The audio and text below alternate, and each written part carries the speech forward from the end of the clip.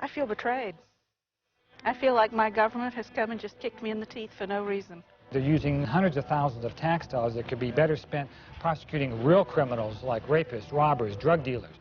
Instead, they're using our resources to go after people who are just making reasonable use of the property. It's ridiculous.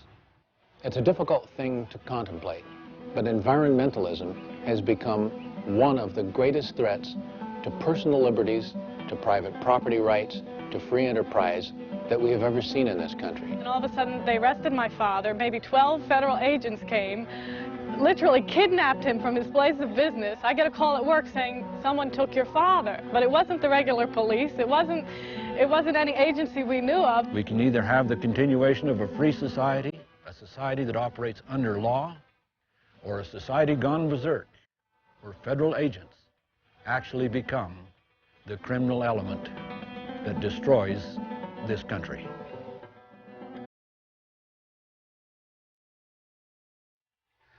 Earth Day 1970. The emergence of the organized environmental movement. The dawning of a green age in which environmentalism becomes a political and social force. In the following decades, the green movement becomes more organized, integrates into government, seizing control of environmental policies and governmental activism. The green movement becomes institutionalized. The results are that Congress and government agencies increasingly dictate lives with onerous and pervasive environmental regulations. These laws threaten America's free enterprise system. Under the guise of environmentalism, money and power are now concentrated. Ordinary people are fighting their government for control of their own property. Americans are jailed and private property is taken. How could this happen in our country? How could the simple desire for a healthy environment get turned into a freedom fight? How is it that this seemingly grassroots movement, which captured the hearts and minds of so many Americans, gets seized and twisted, turned into a powerful weapon of the financial elites and the monopolists? These are the questions this program will explore as you come with me and take a look at the real environmentalism as we go behind the green curtain.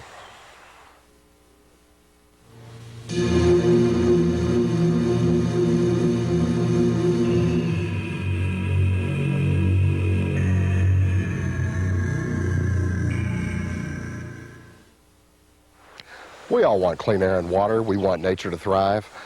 We also want to prosper and to enjoy the fruits of labor. But in order to be free, we must be able to use our property. Private property is at the heart of all of our other rights. The right to vote, to speak freely, to dissent, to worship. Simply put, without the right to use our property, we have no freedom. Today, however, our private property rights are being destroyed by environmental regulations and laws. And it's not our natural heritage that's being preserved. As we peer behind their green curtain, we'll see the truth. We'll see the green movement's methods, the financial elites who control them, and their ultimate goals. And what modern environmentalism has really become is the fact that it's driven by money. This grassroots movement that everybody loved in 1970 has lost its way, and it's become the tool of very large money interests and big foundations all over the world. If the government owns all the land, if the government owns all the wealth, then the government doesn't need you or your vote. The government can operate independent of the will of the people. Well, the system works like a communism. You buy it, you pay taxes, but you can't do nothing with it. It sounds like communist. I live with a communist. I run away from a communist, but now I see the other side of the picture. It looks just like a communist.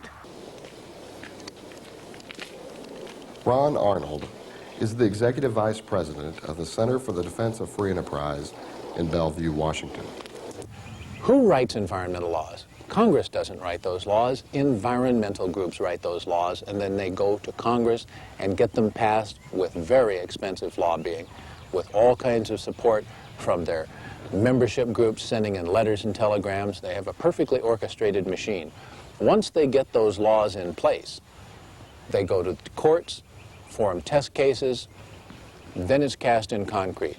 And you get laws that begin to creep forward, like the Endangered Species Act, which started out as a perfectly wonderful way to save the big symbols of America, the bald eagle, the grizzly bear, things that everybody wanted to save. And then as time went on, the bureaucracy decided to build its own empire, and pretty soon they were saving a little bit of this and a little bit of that. And soon there were rules that were never written into the law, and now we have this enormous structure that Congress never wrote. The environmental movement has grown enormously in the last 20 years. It started with, you know, the clean air, clean water. Paul Kamenar is the Executive Legal Director for the Washington Legal Foundation. Now it's basically taken on a whole ecosystem type of an approach where the whole earth needs to be protected, that we have to protect not only the wildlife but the habitat of the wildlife. Then you need buffer zones to the habitat and buffer zones to the wetlands, and the buffer zones need buffer zones, and before you know it, they're regulating your backyard. It's just grown exponentially over the last 20 years, and there needs to be a limit put to this kind of nonsense. I'd like for you to meet Marge and Raj Kruger. They bought a lot, and on that lot, they wanted to build their retirement home. About 3 months before we were going to start building, Fish and Wildlife declared the golden cheek warbler, the black-capped vireo, and 5 cave invertebrates endangered. And as soon as they did that, they put a hold on all building on any lot or whatever that could possibly be habitat. And at the time, we were refused building permission. They didn't say that this was habitat. They just said it might be habitat. And as far as the city of Austin and a building permit was concerned, might be was as good as, hey, no way. And that was 4 years ago, and they still haven't let go. But we get to pay taxes on it. We never got an official notification of Fish and Wildlife that we have been caught up in their clutches. We found out just in the course of doing what we were planning to do. And we have never gotten any kind of notification from them that we have not initiated. We get back this mealy-mouthed letter that says we can't decide whether it's habitat or not. It might be or it might not be. But as long as it might be, no building permit. It wasn't just us. They labeled habitat all of the lots on this street, something like 400 lots in this single development, 70 or 80 in the development right next to us, and I don't know how many in the rest of them. I went in one year to argue getting our property tax cut to a reasonable level for something we can't build on and we can't sell, and he's showing me screen after screen after screen with this little ES, endangered species, endangered species. From our viewpoint, the property has been effectively taken from us and donated to the birds without any compensation to us. It might be worth it if it were spread over all society. But a few people who get trapped in this mess pay very greatly. And that's a great unfairness in the system. The environmental movement doesn't act alone.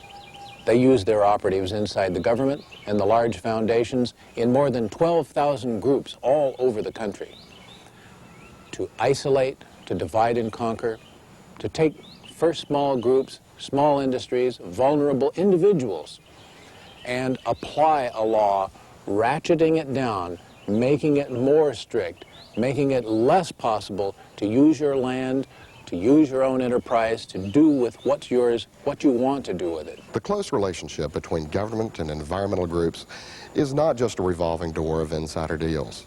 Its deception is to purpose. It's the invasion of private lives. It's the seizure of private property. The environmental group governmental foundation axis will do anything to achieve its real goals. Take one Sierra Club attorney as he cynically explains how the government and his organization distorts law to achieve their real agenda, going so far as to fabricate an endangered species. The ultimate goal of litigation is to delay the harvest of old-growth forests so as to give Congress a chance to provide specific statutory protection for those forests. That is the long-term goal.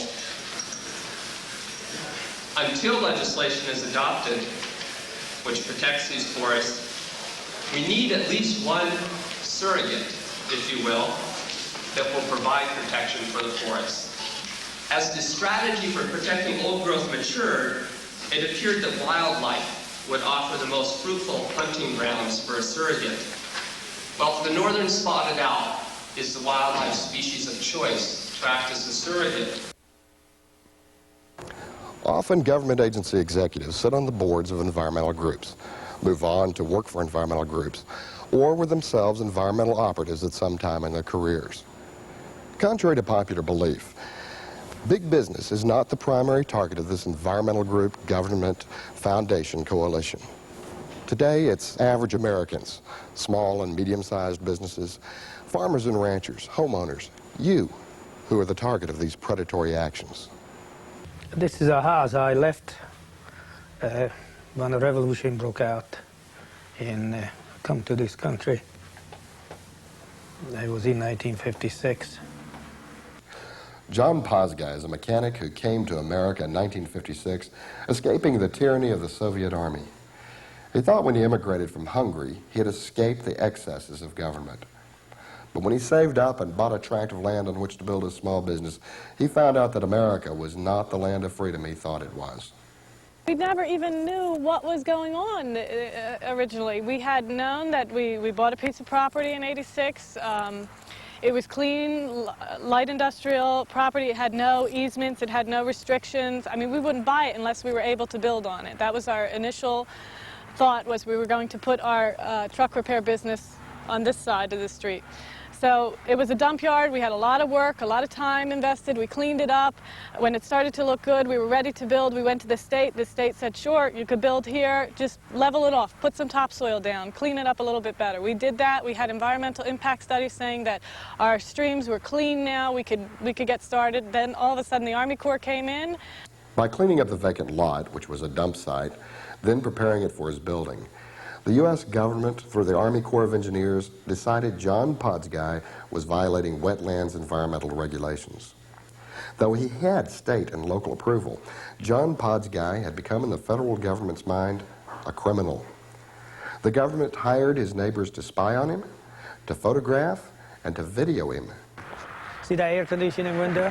That's where they had the television camera to monitor us in that top window hole. They surveyed us for They surveyed us. a month. They watched our activities. They watched what we wore. They watched what we did. And also they got paid well for it too. Absolutely. They did their civic duty. Yeah. So they think. They was come over here and they check our house, look everywhere, everything. And I asked them so many times, tell me what they want, what they looking for, because they check every door, everywhere, upstairs, downstairs, a cellar. And I said, how you tell me what you want, I give it to you. And they just laugh at me. They don't even treat us like a person. And it was very painful. You invest your life savings into a piece of property, and then, you know, the government comes out and says, it's not your property. I mean, you can own it, you can pay taxes on it, but you can't do anything on it unless we say so. And you ask them why. Give me a logical explanation. Would you like to buy the land from us? You have every right, just like anybody else. Come on out here and give me a fair offer. No, we don't want to buy it, but we don't want you to use it, and we don't want you to have any value in it. I mean, how could you not fight that? John Pozgai was tried in federal court. The jury, shown pictures of wetlands with ducks on it, were not allowed to see the actual property that had no wetlands on it. Nevertheless, John Pozgai was convicted. He was fined $200,000 and remanded to Allenville Federal Penitentiary to serve a 3-year sentence. Carl Eby, who worked closely with the Pozgai case and who worked for the Department of Agriculture for 30 years, had this to say about the government's actions. From the evidence that I have seen, it appears likely that both the Corps of Engineers and EPA did not adequately investigate the soils, the hydrology, and the vegetation on this site, that they made their decision without adequate data. John when he was represented in court, was not adequately represented, so that he didn't present the full evidence. His side didn't present the full evidence. But I think the regulators have a responsibility, that's the Corps and EPA, to seek the truth and to bring that out, not to go forward and deliberately try to catch a citizen violating the law, but to find out what the truth is. And I don't think that was done. We've had expert after expert after expert come out and testify that we do not have these possible criteria to meet a wetlands, but currently there is no law, there's nothing but our word against the federal government. And when you get into a federal court, you're not going to win. Though John Podsguy has paid fines, taxes, and even served his time in prison, he still can't use his property. They believe the Constitution is an antiquated document and it's gone with the wind. And basically they have free reign. They can tell you what to do with your property, and you have to do it. If you won't do it, they'll come out and do it to you. And they will do it. I mean, this is living proof. They built us a 1-acre ditch. They put my father in jail, brought out contractors, dug a hole, put the dirt from here to there, and now they made the property useless for environmentalists, useless for us. And yet our neighbors over there are running a junkyard, same land, same elevation, same dirt. Where's the justification in that? This was the time when they were supposed to enjoy their life, or they were supposed to be able to retire, and now they can't. I mean, it's basically a catastrophe, and I don't think they can stop fighting because, you know, this is a freedom fight, and I believe they'll win, but it's just too many years. I hope one day they let us free. They give us back our land, that way we could do what we like to do, you know. Unfortunately, the Podsguy case is not the exception. All too often we see case after case after case where you have the U.S. Attorney and the EPA going after the little guy, going after people like Old C. Mills in Florida, who put 19 loads of clean building sand on a quarter-acre lot, the kind of sand that my kid plays in the backyard. Not because there was any damage to the environment, because he dared defy the EPA and the Corps of Engineers and reasonably use their property. Not a single fish, bird, or sea lion was killed in the Podsguy case, the O.C. Mills case, the Bill Allen case. I can name you case after case after case. And yet the prosecutors want to get a quick indictment, want to get a quick conviction so they can say, look, we're going after so-called water polluters. That's nonsense. John Podsguy was a sacrificial victim. He and many other average Americans are used by the environmental groups as the so-called proof that the system is working. In this manner, they can hide the true agenda of the environmental elite. And this agenda, the persecution of the little guy, the rights of private property being eaten upon, is not about the environment being saved. It's about the environment being stolen. It's being stolen by the very people who control government at its highest levels. Pine Creek became established primarily as a cattle ranch, and for many, many years they have produced beef for the American public. And if a person goes back and looks at the amount of beef that's been produced over the years, it's a phenomenal amount of poundage and runs into millions and millions and millions of dollars worth of product for the American people. Wayne Hage was a Nevada rancher who once made a significant contribution to the local and national economy. These corrals that you see here were the site of just a tremendous amount of ongoing activity, livestock activity. There were literally thousands and thousands of head of cattle that went through these corrals every year. When we were forced to shut down this ranching operation as a result of the pressures put on us by federal government agencies, primarily the Forest Service, it took roughly $1 million annually out of the local economy. Environmental laws enforced by the Bureau of Land Management and the U.S. Forest Service have put rancher Hage out of business. But when we look behind the green curtain, we see the proof of what's really behind the environmental movement's agenda. It's really kind of sad to walk through here at the present time and see these facilities standing here essentially deteriorating.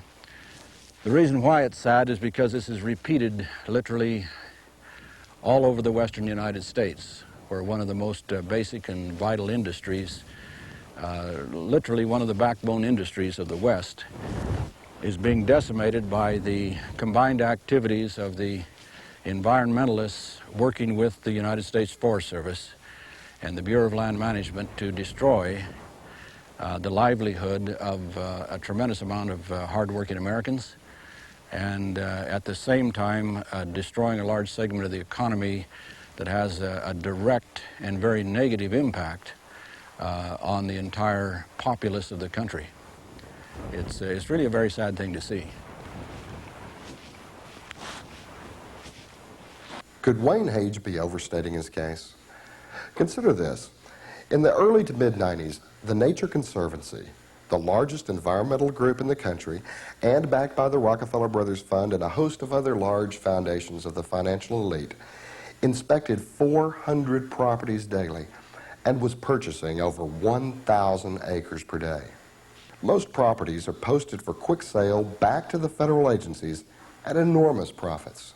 In fact, sales are often forced by getting a federal agency to threaten environmental action, forcing the owner to sell to the Nature Conservancy at a reduced value. Why are they using the land management agencies such as the Forest Service, BLM, working in conjunction with the non-government organizations such as the National Wildlife Federation, Sierra Club, and Natural Resources Defense Council, to take private property without compensation? Why are they doing that?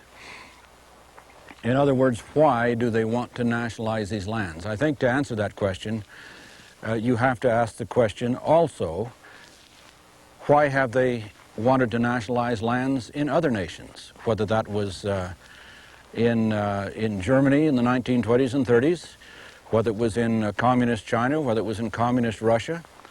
What is the reason for nationalizing land? In a free society, the individual is sovereign, the individual owns the land, and the government must pay attention to what the individual has to say.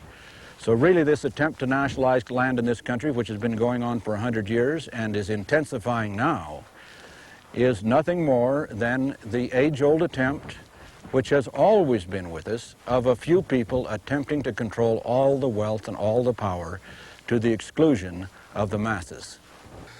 Fully 1/3 of the United States is owned by the government, more than any other Western democratic nation. In the West, more than 50% of all land is federally owned, and more land is coming increasingly under government ownership through regulation and control, prevention of use by lawful owners, or outright confiscation. Very powerful forces are at work behind this green curtain. A healthy environment is no longer at the heart of this issue. It's power, it's control. Big money interests in foundations, very big money foundations, have essentially taken over the programs, the projects, the direction of the environmental movement, and are using it as a tool for their own purposes. Ron Arnold has been studying this issue since the early 70s. In the book, Trashing the Economy, written with his associate Alan Gottlieb, the major environmental foundations and their contributors are detailed. Arnold tells us it's the foundations and large corporate empires that now drive the major groups in the environmental movement. Their agenda is one of power and money. Power and money can get you anything you want. You will find that a lot of the money that goes into these environmental groups that you know by name, the Nature Conservancy is only one, the World Wildlife Fund, the Sierra Club. Many of these groups are getting stupendous amounts of money from big money foundations that have their own agendas for social change. Consider the statement from a prominent National Wildlife Federation attorney as quoted in the Washington Post. Property rights do not include the right to squeeze every dollar of profit out of every square inch, only the right to a reasonable return. The Post then reports that private property owners' complaints about environmental laws are a cover for fat cats to radically reinterpret the Constitution. The National Wildlife Federation had a 1993 annual budget of $83 million. Arco, DuPont, Ciba-Geigy, and oh yes, the Washington Post were some of their big business contributors. Jay Hare, National Wildlife Federation's executive director at that time, had a salary and benefits package approaching $300,000. Just who are the fat cats? What about groups like the Wilderness Society? Did you know that with all of the contributions that they get from donors, people that they reach through direct mail, $15 here, $20 there, they have a multi-million-dollar investment portfolio, and in those investments are common stocks. They own 400 shares of Caterpillar that makes bulldozers. They own shares of Cummins Diesel, which makes engines for bulldozers. Why? Some of the things that we find happening is simple real estate deals. You find organizations with the most respected names, such as the Nature Conservancy, and as a matter of fact, they're simply very large, very elite, very rich real estate brokerages. They do all kinds of things in the name of the environment. Essentially, it adds up to they buy land, they sell it to the federal government. What you know is only what they tell you in the magazine ads. Conservation through private action. It sounds great. In fact, in 1993, they sold $73 million worth of private land to the federal government, simply nationalizing private land. They do other things too, in the way of real estate deals. It's called mitigation, where someone needs to develop property and there happens to be some kind of sensitive area. It might be an endangered species, it might be a wetland. The developer finds they suddenly need some kind of mitigation property. If they want to develop an acre, they have to give some government agency 20 acres. Who sells it to them? The Nature Conservancy, of course. It's a real estate business. Glenna Brozig is the property rights analyst for the Conservative Coalition. Here in Texas, just recently, Exxon was fined for an oil spill, and the state collected $130,000 from Exxon, turned around and gave the money to the Nature Conservancy to buy an island for a rookery, a bird preserve. They've used state money that was supposed to be used for oil spill cleanups and given it to a nonprofit land trust to buy a bird rookery.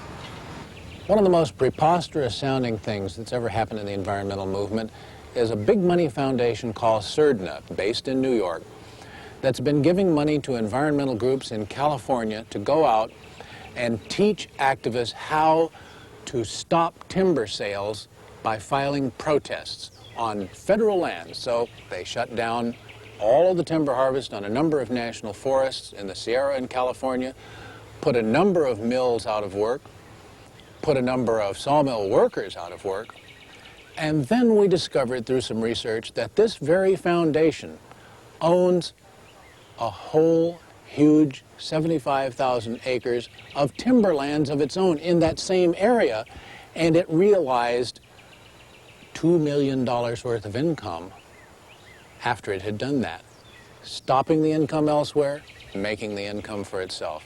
The environmentalists always win. They get settlements of hundreds of thousands of dollars in the cases. Therefore, taxpayers are basically making a contribution to environmental organizations and then stuck with the results of the lawsuit. Two examples of that. One is the shrimping industry in Texas.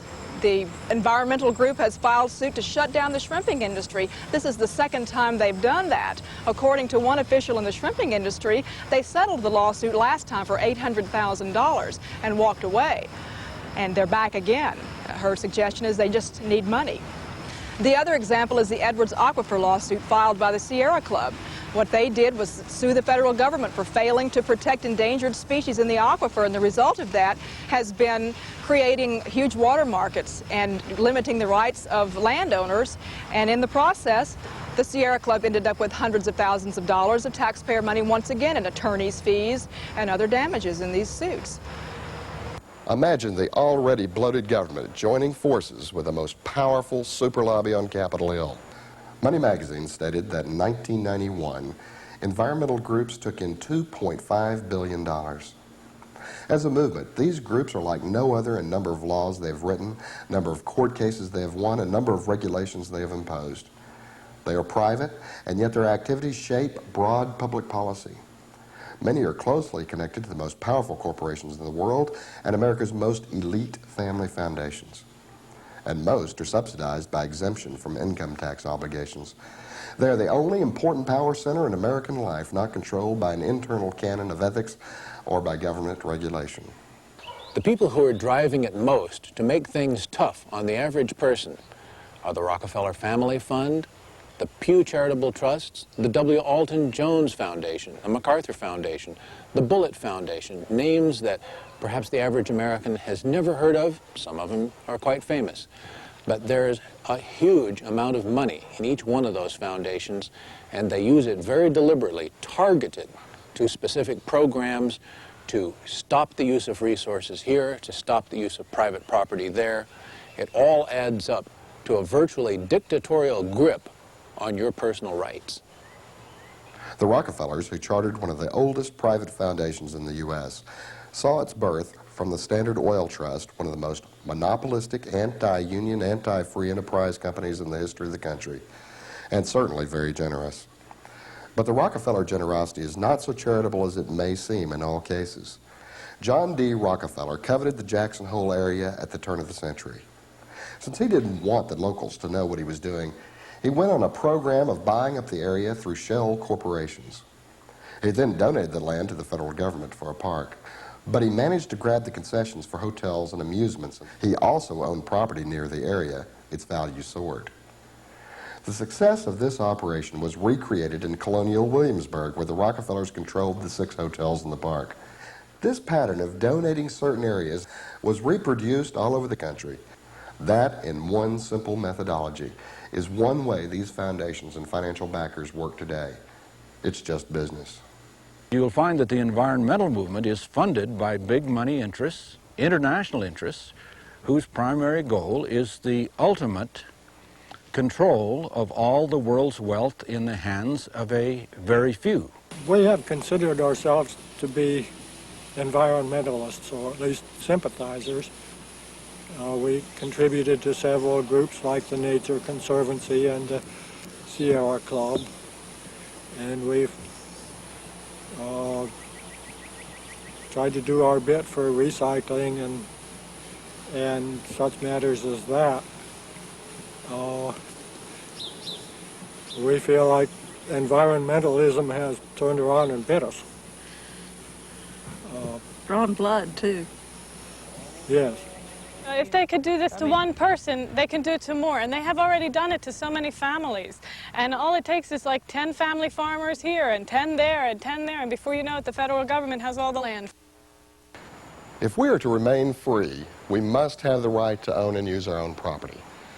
We want to use good common sense and good science to achieve our economic and environmental goals also. But the most important thing is we must act. And we must act because we can win. All across the country right now, states are passing laws to protect private property rights. In Texas, for example, private property owners held demonstrations that helped scare the environmentalists and bolster legislators into passing laws that would stop further control. But we must never give up the fight, because environmentalists are going to fight us back. In the summer of 1994, an unlikely group of protesters marched up Congress Avenue to the steps of the Capitol. Farmers and ranchers from all over central Texas, numbering 3,000 to 4,000, drove their tractors and rode their horses and pulled hay wagons and marched and chanted all the way up Congress Avenue because they were furious and they were frightened about what the federal government was proposing to do to 20 million acres of private property in central Texas. They gathered on the steps of the Capitol and they demanded change, and because of the pressure that they exerted on the politicians who were then running for election, change happened. This is a democracy. Voting is how you get your wants out in the open. And when a government in a democracy gets enough people angry, they become the ex-government, legally at the ballot box. Be careful The government is certainly not your friend. If you chop your tree down in your backyard or plow your land, you may be violating an environmental law. The message is to make sure your congressman, congressperson, and local officials know that you're not going to take this kind of over-prosecution of the environmental laws, and that you want some sanity brought back here. But my warning is, watch out, because the prosecutors are out there to make an example out of you. The power of one is remarkable. It starts with you, but you have to organize. You have to find friends. You have to find people of like mind. Once you've organized, think of all the things you can do. You can easily influence your congressman by telephone calls, by visits, by letters. You can influence public opinion by writing letters to the editor. And once you have your own group organized, then you will find that there is a whole network of people who have organized like you to defend private property rights, to defend individual liberties. Network with them. Do exactly what the environmental movement itself did to become strong and powerful. And you can combine to become strong and powerful for personal liberties, for freedom, for property rights. A call to your state representative or your state senator asking for them to intervene in a proposed action on the federal level is not out of the question. It's very important, and it's right and proper to do that. There's a difference between the environment and environmentalism. An environmentalist doesn't necessarily speak for the environment. You have to make sure you know the difference between those two. Look the next time they knock on your door to see how many investments they have. Once they want your $25, will they actually use that for the programs they say? Are those programs actually going to do anyone any good? Or are they going to invest it in a big stock portfolio that you don't know about? Ask. If it's so important to preserve the environment, then it should be done honestly. Pay honestly for what you want to preserve. Don't expect some innocent landholder who just got caught in the crunch to pay money for what you want. And it becomes a double unfairness when it doesn't even do that much good for what you're trying to preserve. It's not a bad thing to question the environmental movement. It's a very valid question, because we have learned that the environmentalists don't necessarily show great concern for the environment. The challenge we face in this country today is the same challenge that has always been with us. From the days of the American Revolution, we were fighting the same battle, the battle of nationalization as opposed to federalism. Those who wanted to make this a totalitarian society as compared to those who wanted to see a free society. What's at stake in the environmental movement? Not the natural world of flora and fauna, but private property, free markets, democratic society, freedom itself. That's what's at stake. And unless we start having a real debate with honest science and honest dialogue, we'll see more and more ordinary people fighting government for control of their own property rights and for economic survival. I'm here in Central Texas, one of the hotbeds of the environmental movement. The people around here are nice folks and kids just like you and me, but they're victims of the environmental movement too. Every day, they're told that their health and safety are threatened.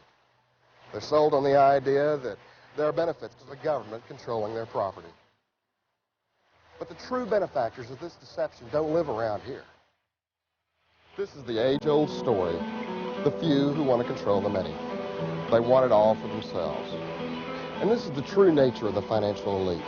This is what's really behind the green curtain. If we continue to sit idly by, then this green curtain will resemble the iron curtain that still haunts us to this day. If we truly want to save the world, then the light of freedom must be allowed to shine over us all and destroy the green curtain before it's too late.